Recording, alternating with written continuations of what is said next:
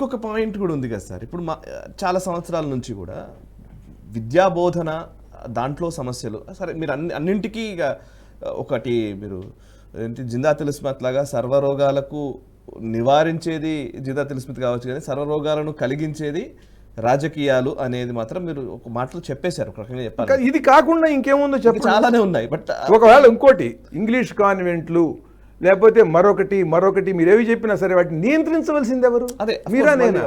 Correct. నియంత్రించవలసిన వాడు ఎవరు? అవును. కనుక నియంత్రించవలసినటువంటి వాళ్ళు నియంత్రించకపోగా, మీరు చూడండి గిడుగు రామ్మూర్తి పంతులు గారి విషయంలో చూస్తే ఆయన భారతం మొత్తం చదివి ఆ ప్రయోగాలని చెబుతుంటే కొడుకు సీతాపతి గారు మొత్తం రాశాడు. ఇంకో కొడుకుని గ్రంథాలయానికి వెళ్ళి లైబ్రరీకి వెళ్ళి నువ్వు అక్కడ కావలసిన పుస్తకంలో విషయాలన్నీ రాసుకురమ్మంటే రాసుకుని వచ్చాడు. కుటుంబము కూడా భాష కోసం పాటుపడింది. ఇక్కడ కుటుంబం కూడా రాజకీయాల కోసము వాళ్ళ పదవుల కోసం పాటుపడుతున్నారు. చూడండి,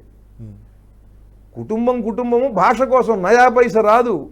అందరూ కూడా నిందిస్తారు, అందరూ కూడా నవ్వుతో ఎగతాళి చేస్తారు.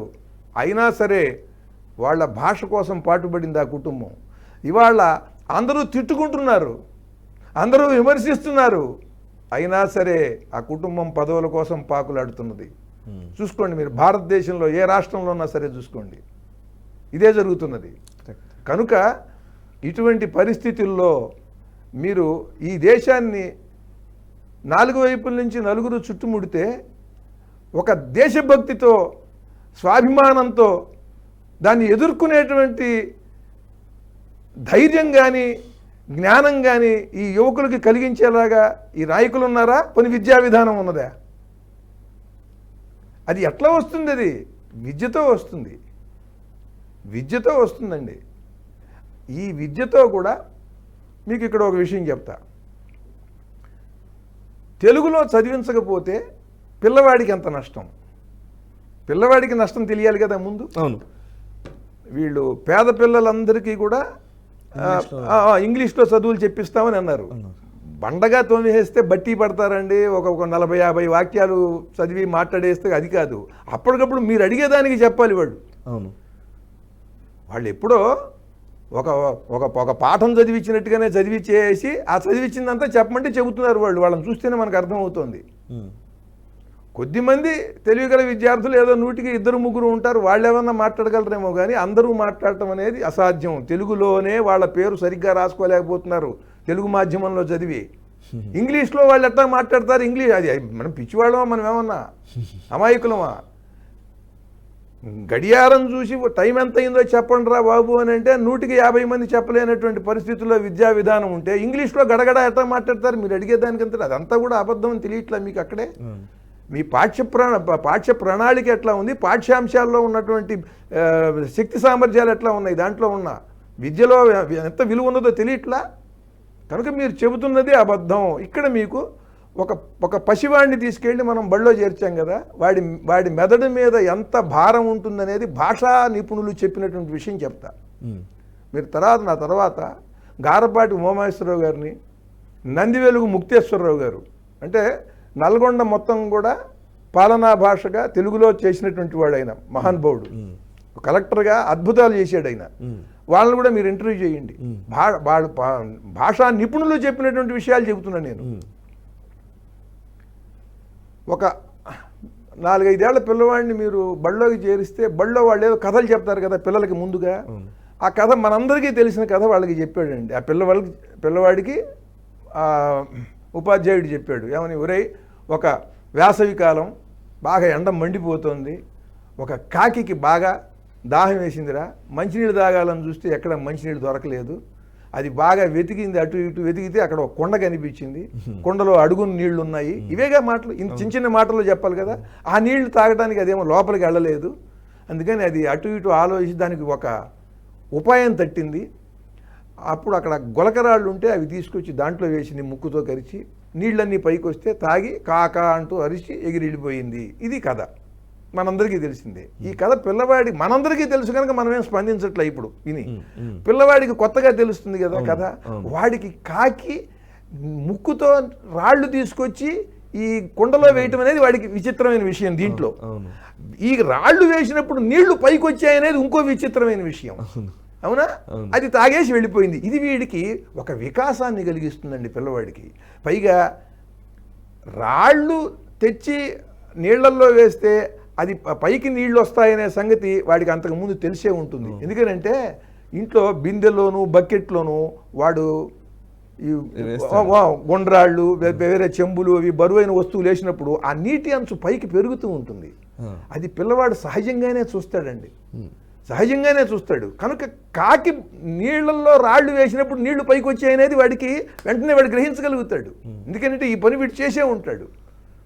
ఇది వచ్చిన తర్వాత ఇంటికి వచ్చిన తర్వాత ఈ పిల్లవాడు తల్లికో అమ్మమ్మకో చెల్లెలకో ఈ కథ చెప్తాడు. తెలుగులో కనుక చెబితే చక్కగా అర్థం చేసుకుని వీడికి తెలిసినటువంటి 4-5 తెలుగు పదాలు కూడా జోడించి కొత్తగా వీడి కవిత్వంతో కూడా చెబుతాడు. అంటే వీడికి చెప్పింది వినటం, గ్రహించటం, గుర్తుపెట్టుకుని బాగున్నదాన్ని గుర్తుపెట్టుకుని ఉత్సాహంతో మళ్ళీ ఇంకొకరికి చెప్పాలని అనిపించి మళ్ళీ వీడి మాటల్లో చెప్పటం ఇంత జరుగుతోందండి. ఇంత జరుగుతున్నది. అంటే వీడు దాంట్లో విద్యావంతుడై ప్రవీణుడు అవుతున్నాడు నెమ్మదిగా.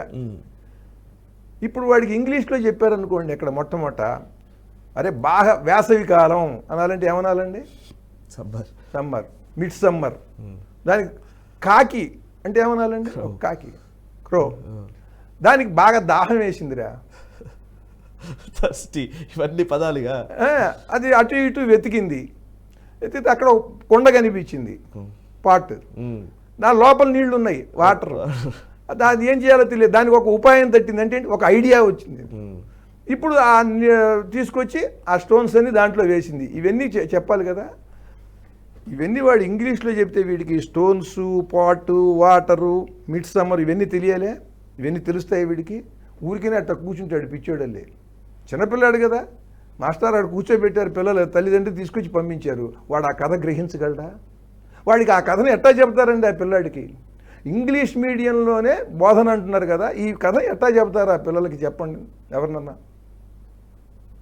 ప్రతిసారి ఆ పదాలన్నీ అర్థం చేసుకోవడానికి టైం పడుతుంది. ఇంత పదజాలం తెలియటానికి ఎంత తెలుస్తుందండి? ఎప్పటికీ ఎంత కావాలండి వాడికి? ఆ వొకాబులరీ రావాలంటే, ఆ పదజాలం మీద వాడికి పట్టు ఉండాలని అంటే దేంట్లోంచి నేర్పుతారు? అది ఏ భాషలోంచి నేర్పుతారు ఆ పదజాలం అంతా? మీరు ఆ మాటలన్నీ. ఇది నా అనుభవంలో కూడా ఉంది సార్. నేను ఇంటర్మీడియట్ వరకు కూడా తెలుగు మీడియంలోనే చదువుకున్నాను.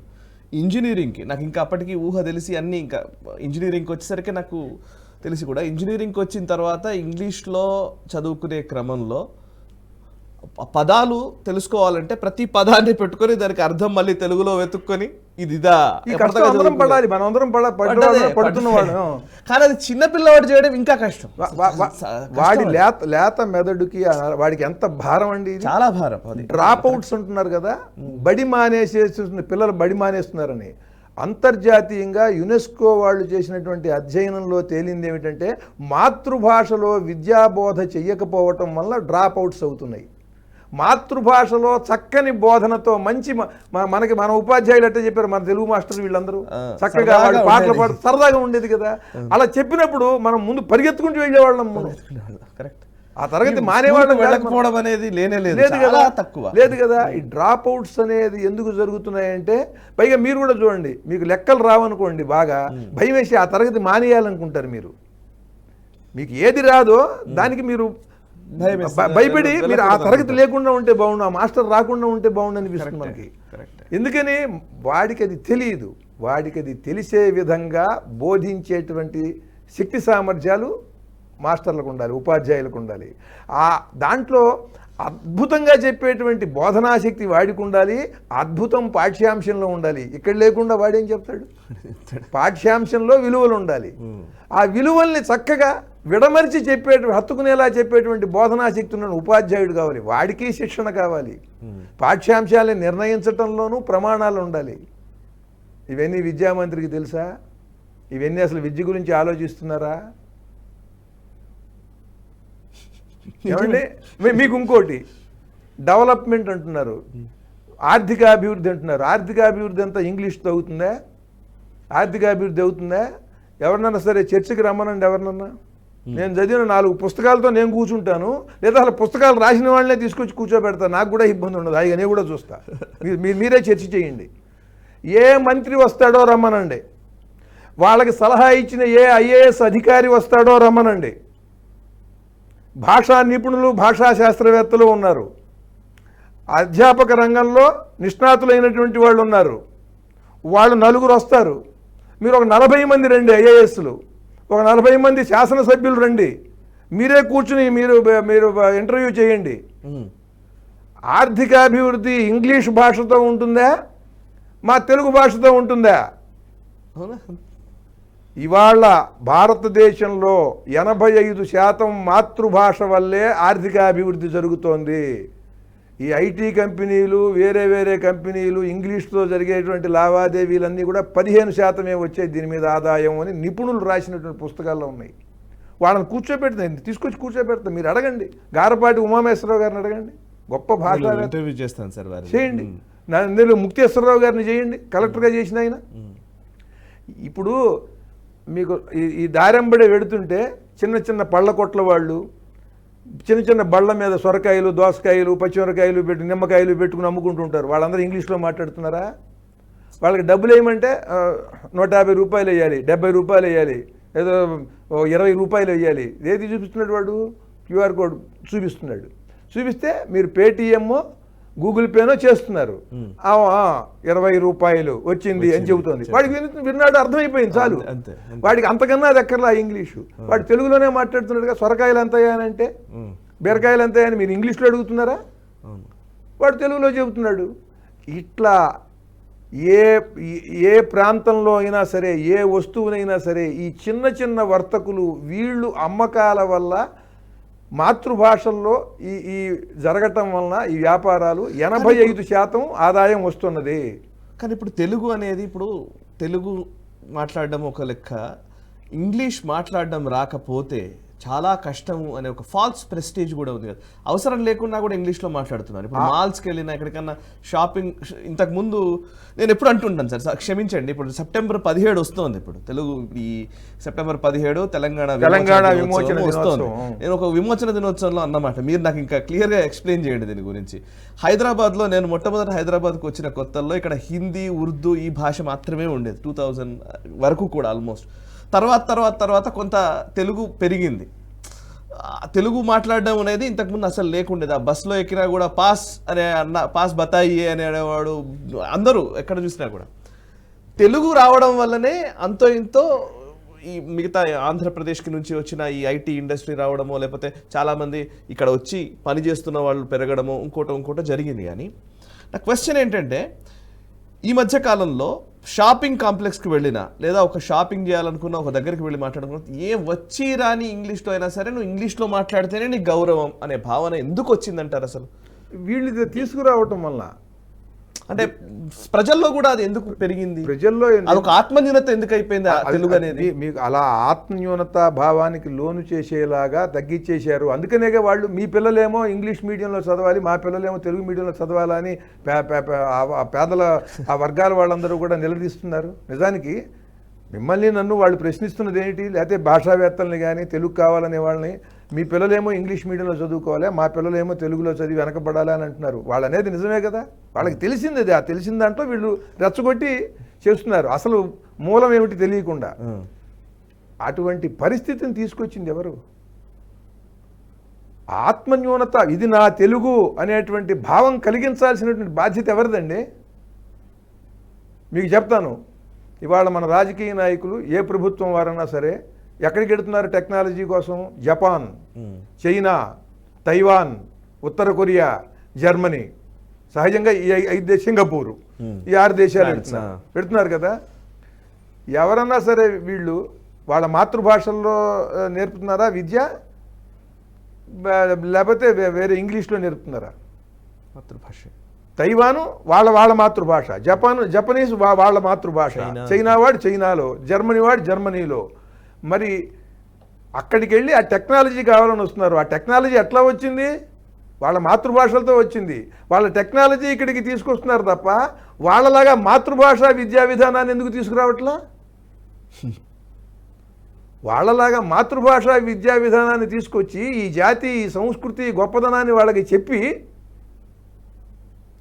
వాళ్ళని ఉత్తమ పౌరులుగా తీర్చిదిద్ది వాళ్ళని దేశభక్తులుగా తీర్చిదిద్దాలని అంటే వాళ్ళకి ఉద్యోగం వస్తే కుదరదు. ఏదో ఒకటి పని చేసి ఎవడన్నా సరే ఒక యుక్త వయస్సు వచ్చిన వాడు ఏదో ఒక పని చేస్తాడు, పెళ్లి చేసుకుంటాడు, పిల్లల్ని కంటాడు, పెద్దవాడు అవుతాడు, పోతాడండి ఏ జాతిలో ఉన్నా. అది కాదు, నేను ఈ జాతిలో పుట్టా, ఇంత విశాలమైన ఈ భూ ప్రపంచంలో ఈ దేశంలో మిగతా దేశాలతో పోల్చి చూసుకుంటే అత్యుత్తమమైనటువంటి చరిత్ర సంస్కృతి ఉన్నటువంటిది నా జాతి. ఇక్కడ నేను పుట్టాను, ఇదిగో ఆ మహానుభావుడు ఈ రంగంలో ఇది చేశాడు, ఈ మహానుభావుడు ఈ రంగంలో ఇది చేశాడు, ఇది చేశాడు, ఇది చేశాడు, ఇది దీంట్లో ఉన్న గొప్పతనం ఇది అని వాడికి తెలియాలి. ఇప్పుడు ఐడియా కావాలి, స్కిల్స్ నేర్పాలంటున్నారా వీళ్ళే? ఒట్టి విద్యే కాకుండా ఇంగ్లీషే కాకుండా మేము స్కిల్స్ కూడా నేర్పుతాం అని అంటున్నారా? ఏమిటి మీరు నేర్పేది స్కిల్స్? ఏం స్కిల్స్ నేర్పుతారు మీరు? ఈ జాతిలో 4 సామెతలు తెలిస్తే ఈ జాతి ఎంత గొప్పదో తెలుస్తుంది. ఎవరికైనా తెలుసా వీళ్ళకి? ఉపాయం లేని వాడిని ఊళ్ళోంచి ఎడగొట్టమన్నారు, ఇది మన సామెత. అంటే ఏంటి? ఐడియా. ఒక ఉపాయం లేకపోతే వాడు ఈ ఊరికి భారం అవుతాడండి. ప్రతి రంగంలో ప్రతి వృత్తిలో వాడు ఒక ఉపాయంతో ఏదో కొత్తగా సరికొత్తగా చేస్తూ వెళ్ళాలన్నమాట, ముందుకు తీసుకెళ్ళాలి దాన్ని. ఆర్థికాభివృద్ధి అక్కడ ఉంది, ఉపాయంలో. ఉపాయం లేకపోతే ఊళ్ళోంచి ఎళ్ళగొట్టమన్నారండి, ఊళ్ళోంచి ఎళ్ళగొట్టమన్నారు. మీరు ఆ స్కిల్స్ కొత్తగా మీరు చెప్పేది ఏంటి? స్కిల్స్ కావాలి అని మీరు చెప్పేది ఏంటి? వాడు చెబుతున్నాడు యాత్రకి వెడితే పాత్రని కొనాలని మనకి సామెత. యాత్రకి వెడితే పాత్రని కొనాలి. కాశీ వెళ్ళారు మీరు, కాశీలో మీరు విశ్వేశ్వర స్వామి దర్శనం చేసుకుని అక్కడి నుంచి వచ్చిన తర్వాత చూస్తే అక్కడ దుకాణాల్లో రాగి చెంబులు ఉంటాయి. రాగి చెంబుకి ఆవు ముఖంతో ఉంటుంది, గోముఖం ఆకారంతో, ఒకటి తాబేలు ఆకారంతో ఉంటుంది. ఈ మనం చూసి మనకి ఆకర్షణీయంగా ఉండి ఏదో ఒకటి కొనుక్కొస్తాం. కొనుక్కొచ్చిన తర్వాత మనం ఇక్కడికి ఇంటికి వచ్చిన తర్వాత మన ఊళ్ళో మన చుట్టమో లేకపోతే మన పొరుగు వాళ్ళు ఎవరో ఇంటికి ఉరుగు వాళ్ళు వచ్చి చూస్తారు. చాలా బాగుందండి ఇది, తాబేలులాగా బాగుందండి ఇది, చాలా ఆవు ముఖంతో బాగుందండి, చక్కగా ఇది మనం కూడా మాకు కూడా ఇటు ఉంటే బాగుంటుంది. సరే నాకు అది ఇవ్వండి, మన కంసాలకి వెళ్ళి అడుగుతాను, కంసాలని వెళ్ళి అడుగుతాను, చేయగలడేమో అని తీసుకెళ్తే మన ఊళ్ళో పనివాడు ఉంటాడు. ఆ పనిమంతుడు చూసి ఆహో ఇట్ట చేశాడా అని అనుకుంటాడు. నేను చేసిస్తానంటాడు. మీకేంటి చెప్పండి, పంచలోహాల్లో కావాలా, ఇత్తడి కావాలా, రాగి కావాలా అని ఇంకా లోహాలు కూడా అడుగుతాడు మనవాడు. ఇంకా స్పెసిఫికేషన్. అక్కడి నుంచి వీళ్ళు పంచలోహాల్లోనో రాగిలోనో చేయించుకుంటారు. ఊరంతా బాగుతుంది, ఆ పక్క ఊళ్ళకి కూడా వెళ్ళిపోతుంది. దీని టెక్నాలజీ ఎక్స్చేంజ్ అండి. దాన్ని ఒక సామెతలో చెప్పారు, యాత్రకి వెడితే పాత్రను కొను అని. అక్కడ టెక్నాలజీ ఇక్కడికి వచ్చిందే, అవునా? అది ఎక్కడ ఏ మాటలో చెప్పారు?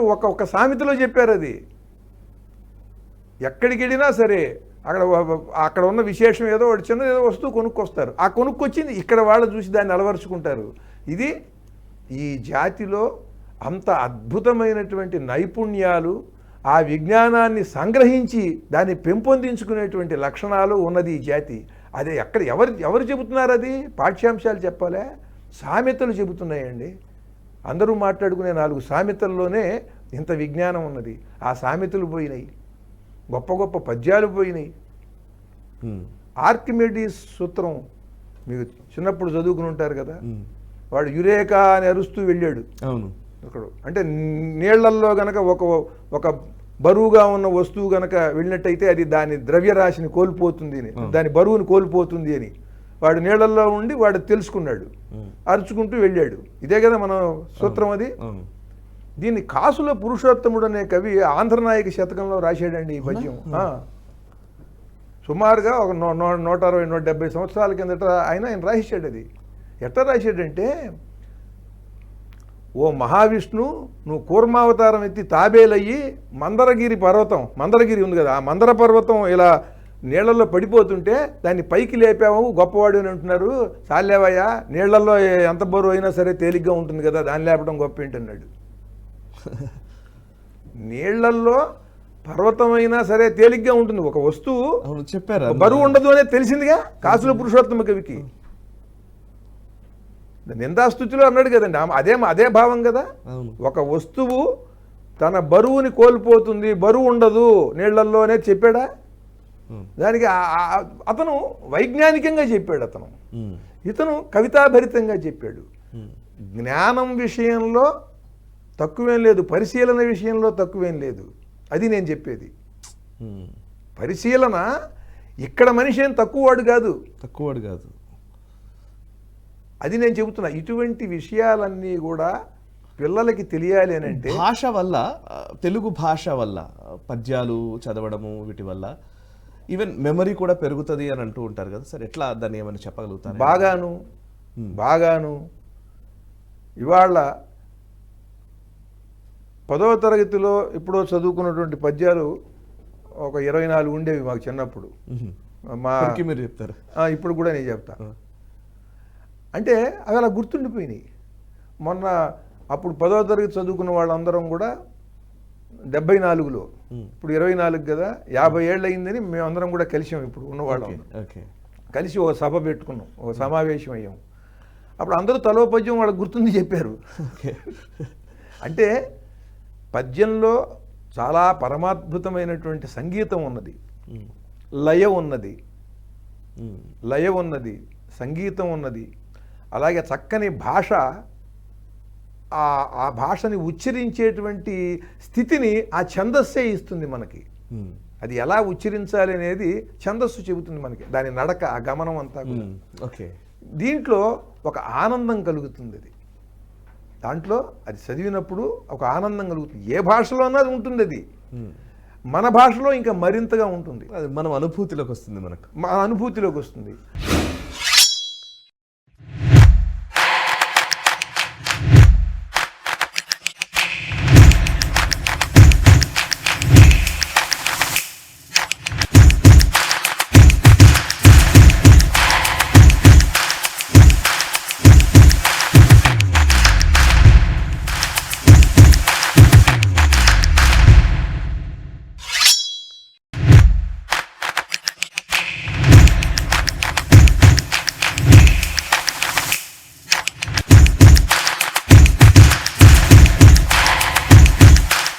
ఈ వీడియో మీకు నచ్చినట్టయితే లైక్ చేయండి, 10 మందికి షేర్ చేయండి. అలాగే కామెంట్ల రూపంలో మీ అభిప్రాయాలను మాతో పంచుకోండి. Nationalist hub group of channels ను సబ్స్క్రైబ్ చేసుకుని తెలుగునాట జాతీయవాద జర్నలిజాన్ని ప్రోత్సహించండి. ఈ వీడియో కింద ఉన్న బెల్ ఐకాన్ పై క్లిక్ చేయడం మర్చిపోవద్దు.